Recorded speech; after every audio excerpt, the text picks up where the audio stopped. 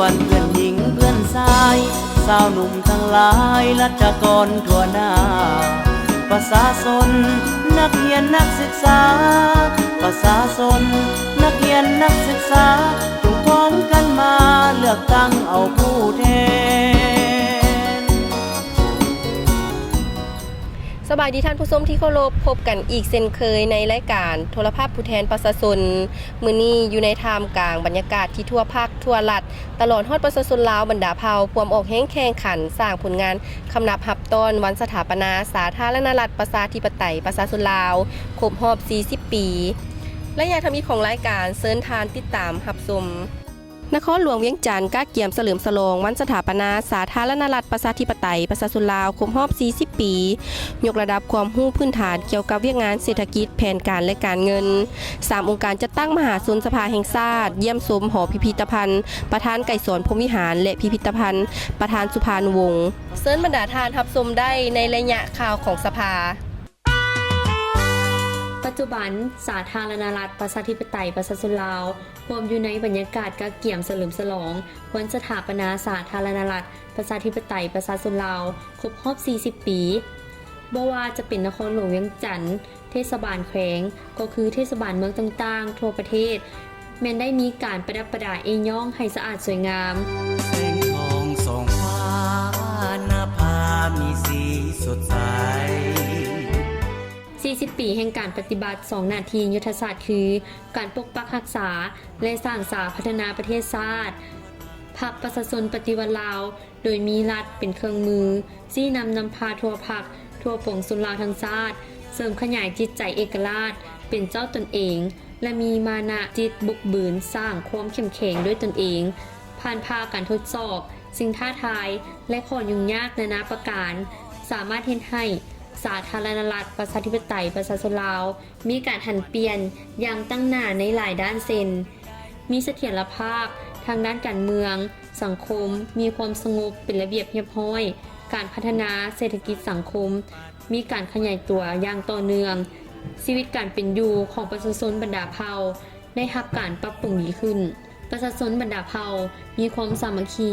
เป็นปึกแผ่นและมีความเชื่อมั่นต่อแนวทางของพรรคและอนาคตของประเทศชาติ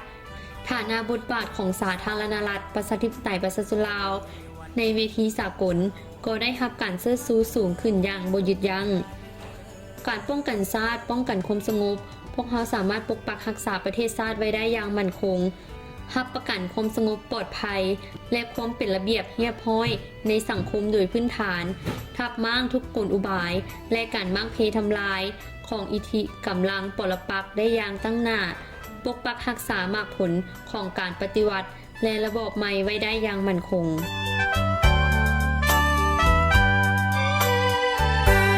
ย้อนบุญคุณของพรรคประชาชนปฏิวัติลาวชาวลาวบ่มีวันหลงลืมใดตลอดชีวิตขออุทิศไว้นำพรรคเขาถนอมบูชาเจ้าบ่มีวันให้มองเศร้าพรรคจงเจริญ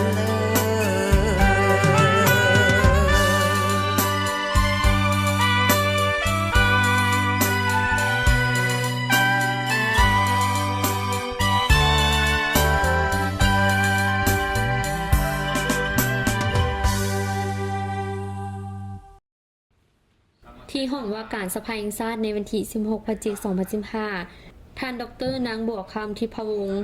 รองประธานกรรมาธิการเศรษฐกิจแผนการและการเงินในนามประธานกองประชุมได้กล่าวจุดประสงค์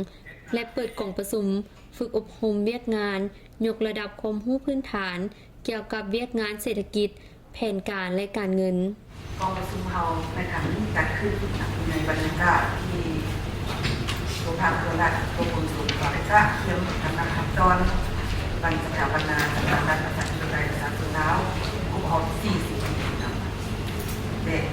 สภาแห่งชาติวันนี้เป็นกะเทียมจัดกองประชุมสมัยสมัครขึ้น10สภาชาติ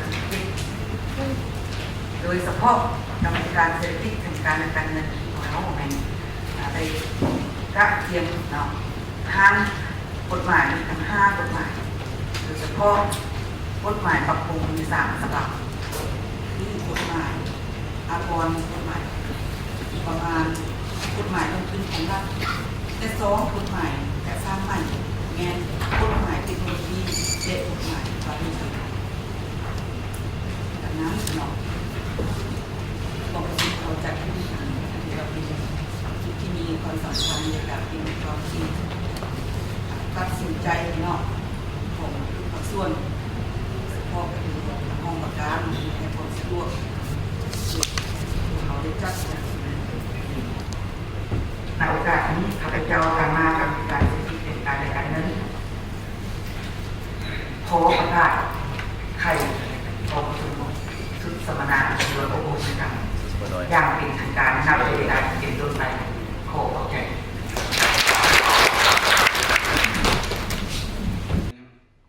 กล่องประชุมฝึกอบรมเวียกงานยกระดับความรู้พื้นฐาน เกี่ยวกับเวียกงานเศรษฐกิจแผนการและการเงินครั้งนี้ โดยการเข้าร่วมของหัวหน้าห้องหัวหน้ากรมเศรษฐกิจแผนการและการเงินของสภาแห่งชาติหัวหน้าห้องหัวหน้าแขนงคนคว้าสังรวมห้องว่าการสภาแห่งชาติประจำเขตเลือกตั้งทั่วประเทศ วิทยากรพร้อมด้วยพนักงานวิชาการในของเขตเศรษฐกิจแผนการและการเงินเข้าร่วมจำนวน100กว่าท่าน ผู้เข้าร่วมกล่องประชุมได้เรียนรู้ความรู้พื้นฐานเกี่ยวกับแผนพัฒนาเศรษฐกิจสังคมแห่งชาติความรู้เกี่ยวกับเวียกงานงบประมาณแห่งรัฐและการคุ้มครองการใช้ทรัพยากรธรรมชาติสิ่งที่พวกสหายบ่ทันเข้าใจในเวลาเรียนอยู่สถาบันศึกษาพวกสหายสิมาเข้าใจเวลาปฏิบัตินี่เนาะโอ้อันนี้มันอันนั้นตอนเฮาเรียนนั้นยังสร้างระบบมันบ่ได้แต่ว่าเฮานี่เขาจังเข้าใจแท้ของประชุมยังได้มีการแบ่งกลุ่มค้นคว้าเฮ็ดบทฝึกหัดเกี่ยวกับบรรดาบทเรียนดังกล่าวพร้อมนั้นยังได้ทบทวนคืนเกี่ยวกับเวียกงานแผนพัฒนาเศรษฐกิจสังคมเวียกงานการเงินและเวียกงานคุ้มครองนำใช้ทรัพยากรธรรมชาติกล่องประชุมได้ดำเนินมาฮอดวันที่20พฤศจิกายน2015จึงได้อัดลงด้วยผลสำเร็จอันจบงามวันที่17พฤศจิกายน2015ที่ผ่านมาคณะบริหารงานและสมาชิกองค์การจัดตั้งกรรมบาลองค์การจัดตั้งสาวหนุ่มและองค์การจัดตั้งมีหญิงของสภาแห่งชาติจำนวน90กว่าสหายนำโดยทานนางถนอมจิตโคตรพุทรคณะบริหารงานองค์การจัดตั้งกรรมบาลสภาแห่งชาติได้จัดตั้งกันไปเยี่ยมชมหอพิพิธภัณฑ์ประธานไกรสอนพรหมวิหารและหอพิพิธภัณฑ์ประธานสุพรรณวงศ์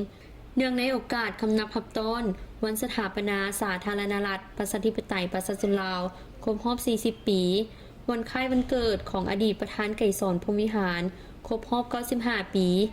และวันคล้ายวันเกิดของอดีตประธานสุพรรณวงศ์ครบรอบ106ปีประธานไกรสอนพรหมวิหารเกิดเมื่อวันที่13ธันวาคม1920อยู่ที่บ้านนาเซงเมืองขันธบุรีปัจจุบันแมนเมืองไกรสอนพรหมวิหารแขวงสวรรณเขตมรณกรรมในวันที่21พฤศจิกายน1992ร่วมอายุได้72ปีประธานไกรสอนพรหมวิหารผู้นำที่แสนเคารพรักของประชาชนลาวทั่วทั้งชาติเป็นลูกผู้ประเสริฐของประชาชนบรรดาเผ่าเป็นวีรบุรุษของประชาชนลาวเฮาแม่นนักรักชาติผู้ดีเด่นอุทิศชีวิตของตนด้วยความบริสุทธิ์ผ่องใสเพื่อผลประโยชน์ของชาติและประชาชนท่านประธานในอุทิศหมดสติปัญญากำลังวังชาให้แก่ภารกิจต่อสู้ปลดปล่อยชาติก็คือภารกิจปกปักรักษาและสร้างสรรค์พัฒนาประเทศชาติตลอดระยะครึ่งศตวรรษท่านประธานเป็นผู้นำที่ดีเด่นของพรรคของรัฐของชาติลาวเฮาที่มีความปีศาจสามารถฉลาดซองใส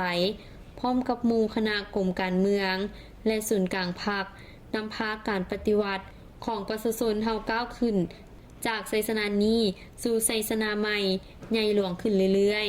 ๆเฮ็ดให้ประเทศเฮาหลุดพ้นจากการเป็นหัวเมืองขึ้นของต่างดาวกลายเป็นประเทศเอกราชและมีฐานะบทบาทอันสมเกียรติในวิธีภาคพื้นและสากลประธานสุพรรณวงศ์เกิดเมื่อวันที่13เดือนกรกฎาคมปี1909ที่แขวงหลวงพระบางเป็นเสื้อเจ้าล้านสร้างหลวงพระบางเป็นประธานประเทศสาธารณรัฐประชาธิปไตยประชาชนลาวผ ผู้ทำอิฐหลังสถาปนาสาธารณรัฐประชาธิปไตยประชาชนลาวในวันที่ 2 ธันวาคม ปี 1975 ประธานสุพรรณวงศ์เป็นประธานที่เคารพรักของปวงชนลาวจนเอิ้นกันว่าลุงสุพรรณวงศ์ได้ดำรงตำแหน่งประธานประเทศจนถึงปี 1986 จึงพักผ่อนย้อนเพิ่นมีปัญหาด้านสุขภาพท่านได้ปรากฏตัวต่อหน้าสาธารณชนครั้งสุดท้ายในกล่องประชุมครั้งที่ 5 ของพรรคเดือนมิถุนายน 1991 เพิ่นได้ถึงแก่มรณกรรมในวันที่ 9 มังกร 1995 ที่นครหลวงเวียงจันทน์ท่านประธานสุพรรณวงศ์แม่นปัญญาชนผู้ยิ่งใหญ่เป็นเสื้อเจ้าผู้ที่มีน้ำใจรักชาติอันดุดดื่มที่ได้เอาชีวิตของตนติดพันกับการต่อสู้ปฏิวัติของประชาชนเฮาตั้งแต่หัวทีในตลอดระยะครึ่งศตวรรษตลอดชีวิตแห่งการเคลื่อนไหวของตนบ่ว่าในความรับผิดชอบสำคัญใดๆบ่ว่าในฐานะตำแหน่งใดและสถานการณ์ใดเพิ่นก็ได้พร้อมกับหมู่คณะนำของพรรคและรัฐอุทิศหมดจิตหมดใจหมดความสามารถและหัวคิดประดิษฐ์สร้างของตนให้แก่ภารกิจต่อสู้ปลดปล่อยชาติและภารกิจปกปักรักษาและสร้างสาประเทศชาติเพื่อเอกราชประชาธิปไตยของชาติและความสมบูรณ์พูนสุขของประชาชน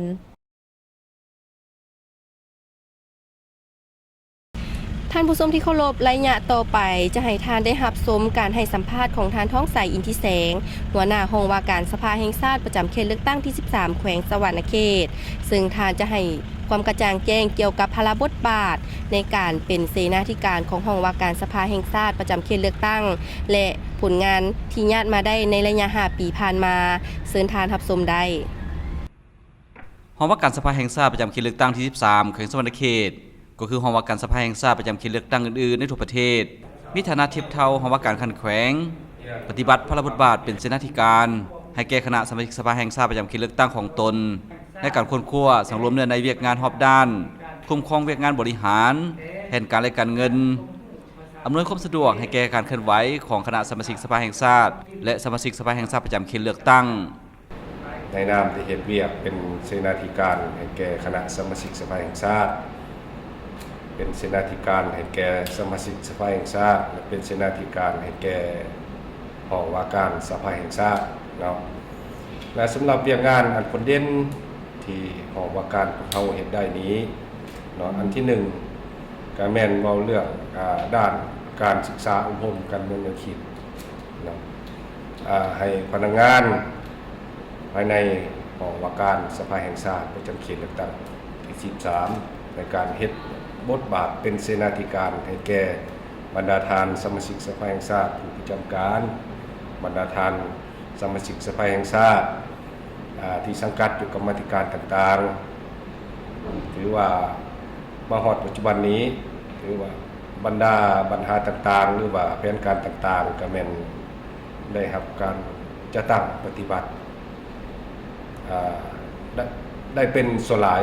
เนาะถือว่าตามแผนการที่ทางสภาแห่งชาติก็คือทางห้องว่าการสภาแห่งชาติก็คือคณะสมาชิกสภาแห่งชาติที่ได้วางออกเนาะและปัญหาอันผลเด่นหลักๆเนาะเป็นต้นแม่นการเป็นเสนาธิการในการปฏิบัติพระบทบาทเป็นตัวแทนแห่งสิทธิและผลประโยชน์ของประชาชนบรรดาเผ่าทางเบื้องเสนาธิการเราก็ได้เอาใจใส่ในการประสานสมทบและสร้างเงื่อนไขให้แก่สมาชิกสภาแห่งชาติให้ได้ลงพบปะประชาชนพนักงานทหารตำรวจให้ได้หลายที่สุดเนาะคือมาฮอดปัจจุบันนี้ตามการสังรวมมาข้อมูลมาฮอดถ่ายกองประชุมสมัยมาฮอดกองประชุมประจำปี 2015 นี้พวกเขาก็สามารถเป็นเสนาธิการในเพิ่นได้ลงพบปะผู้มีสิทธิเลือกตั้งรวมถึงเกือบ 90% ของพลเมืองอยู่ภายในเขตเลือกตั้งเนาะอันนั้นก็แม่นพระบทบาทหนึ่งที่พวกเขาได้เป็นเสนาธิการเนาะและบรรทัดที่2แม่นเว้าเรื่องการเป็นเสนาธิการในการรับต้อนประชาชนให้คำปรึกษาทางด้านกฎหมาย และแก้ไขคำร้องและการค้นคว้าแก้ไขคำร้องขอความเป็นธรรมของประชาชนมาฮอดปัจจุบันนี้กับพวกเขาก็ได้รับคำร้องเกือบ200กว่าฉบับถือว่าบรรดาคำร้องเหล่านั้นก็ได้รับการค้นคว้าและก็พิจารณาจากคณะสมาชิกสภาแห่งชาติถือว่าได้เป็นส่วนหลายถือว่าอยู่ในหันในการค้นคว้าหันการเบื้องเสนาธิการของเขาก็ได้มีส่วนในการช่วยคำร้องขอความเป็นธรรมดังกล่าวนั้นได้รับการแก้ไขและปัญหาหนึ่งอีกปัญหาเรื่องเรียกติดตามกฎกาการติดตามกฎกาการจะตั้งปฏิบัติแผนพัฒนาเศรษฐกิจสังคมหรือว่าการติดตามกฎกาการจะตั้งปฏิบัติรัฐธรรมนูญและกฎหมายพวกเขาก็ได้เอาใจใส่ในการค้นคว้าโดยรูปการต่างๆเพื่อเป็นเสนาธิการในคนในการติดตามกฎกาเป็นต้นแม่นติดตามกฎกาทางด้านการจะตั้งปฏิบัติแผนพัฒนาเศรษฐกิจสังคมเรียกการลงทุนของรัฐเรียกงบประมาณแล้วก็ปัญหาอื่นๆที่พัวพันเกี่ยวกับเรื่องการพัฒนานี้ถือว่าแต่ละสุปีแต่ละระยะเราเข้าก็ได้มีการสรุปรายงานทางสายตั้งหรือทางกรรมธิการช่วยบรรดาทานสมาชิกสภาแห่งชาติที่สังกัดอยู่ในกรรมธิการนั้นแล้วก็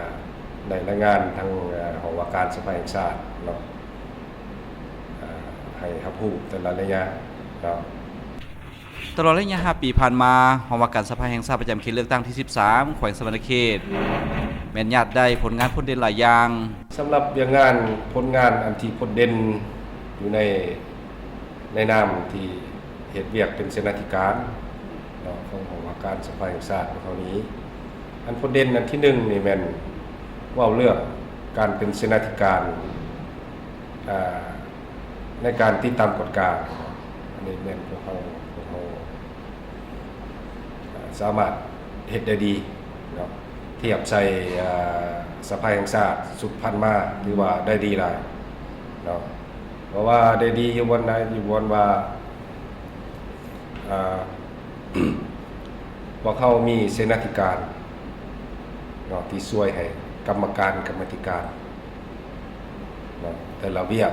ตัวอย่างเวียกเศรษฐกิจก็มีวิชาการทางด้านเศรษฐกิจเวียกสังคมก็มีเวียกมีเสนาธิการทางด้านสังคมเวียกปกป้องกฎหมายก็มีเสนาธิการให้ทางด้านกรรมธิการกฎหมายหมายก็ว่าทุกเวียกงานที่ทางสภาแห่งชาติก็คือทางกรรมธิการแจ้งลงมาแบบพวกเขาสามารถเป็นเสนาธิการให้ทางกรรมธิการอยู่ทางเขตเลือกตั้งเท่านี้สามารถสนองข้อมูลและก็ได้รับการติดตามกฎกาตามแผนการที่เป็นวางไว้อันนั้นอันนึงอันที่2นี้เป็นเสนาธิการในด้านการประสานงานอันที่เด่นอันที่คนเด่นเพราะว่าเรื่องการประสานงานนี่ในการลงเคลื่อนไหวแต่ละวันนี่เพื่อนพวกเขาได้ประสานงานกับบรรดาจุดบรรดาเป้าหมายต่างๆให้ได้ไปตามแผนการของคณะสมาชิกสภาแห่งชาติได้วางไว้และก็สามารถได้พบปะได้พบปะได้หลายจุดสังรวมแล้ว5 ปีนี่รวมถึง84% กว่าอันนี้ที่ว่าเป็นผลงานที่คนเด่นนอกจากนี้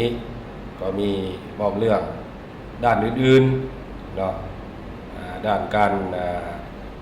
เคลื่อนไหวหับไส้เป็นต้นเป็นเบี้ยป้องกันความสงบถือว่ามาฮอดในปัจจุบันนี้ก็เกือบจะฮอดครบอายุวาระ5 ปีแล้วถือว่าการเคลื่อนไหวของสมาชิกสภาแห่งชาติในเขต13นี้มีความสงบสามารถปฏิบัติหน้าที่ตามพระบทบาทของเพิ่นตามกฎหมายที่ว่าได้ดี สำหรับบทเรียนที่พวกเขาถอดถอนได้ในระยะหนึ่งสมัยของสภาแห่งชาติชุดที่7นี้ก็ได้หลายอันแต่อันที่หนึ่งเอาเรื่องรูปแบบและวิธีการประสานงานระหว่างศูนย์กลางคือสภาแห่งชาติกับคณะสมาชิกสภาแห่งชาติระหว่างหอว่าการสภาแห่งชาติกับหอว่าการเขตเลือกตั้งอาจจะเป็นทางด้านเวียงงานวิชาการก็คือทางด้านเวียงงานบริหารถือว่ามีอันจะแจ้งขึ้นกว่าเก่าบทเรียนที่ถอดทำได้อันนึงและอันที่2แม่นบทเรียนที่ถอดทนได้นี่แม่นเว้าเรื่องการปฏิบัติกลไกรวมศูนย์ในการตกลงและการแก้ไขปัญหาต่างๆถือว่ากลไกที่ดีทุกๆปัญหานี่ได้มีการตกลงรวมศูนย์แล้วก็ส่วนหลายก็ได้รับการแก้ไขดีอันที่3เรื่องการประสานสมทบการประสานสมทบนี่ก็ภายในเขตเลือกตั้งเองนี้คือว่าอันนี้ก็แม่นได้ถือว่าดีอย่างนี้ในนั้นบทเรียนที่ถอดตอนใดในตัวนี้แล้วก็ปัญหาตัวที่4ก็แม่นว่าเรื่องการคุ้มครองเรื่องการคุ้มครองเรื่องคุ้มครองทางด้านงบประมาณหรือว่าคุ้มครองทางด้านพนักงานอันนี้ก็แม่นละเอียดจะแจ้งกว่าเก่าถือว่าเป็นหลายปัญหาที่เขาก็ได้ถอนบทเรียนได้นะครับสำหรับแต่นี่ไปฮอดท้ายสมัยและการเกียมให้แก่การเลือกตั้งสมาชิกสภาแห่งชาติชุดที่8ที่ปัญหาที่พวกเขาจะต้องได้รับการเอาใจใส่และปรับปรุงให้มันดีขึ้นในตัวหน้านี้ก็แม่นอันที่1แม่นเรื่องปัญหาเอาใจใส่เรื่องการศึกษาอบรมเรื่องการเมืองในคิดไอ้น้องพนักงานภายในของว่าการของเขานี่มีความเรียนเที่ยงเอาใจใส่ในการจะตั้งปฏิบัติหน้าที่เวียงงานที่ได้รับการมอบหมายให้มีผลสำเร็จที่2ก็แม่นเรื่องจะได้ปรับปรุงเรื่องระบอบระเบียบกลไกในการเคลื่อนไหวเฮ็ดเวียกในเงื่อนไขที่จะสร้างเป็นสภาท้องถิ่นกลไกระบอบระเบียบต่างๆนี่พวกเขาก็จะได้รับการปรับปรุงดีขึ้นปัญหาวิธีการเรื่องการประสานสมทบต่างๆอันนี้ก็จะได้รับการปรับปรุงให้จ้าแจ้งกว่าเก่าในตอนหน้าในเวลานี้ก็เป็นเวลาที่กาเกียมสร้างผลงานเพื่อคำนำหับตอนของประชุมใหญ่ครับที่10ของพรรคก็คือ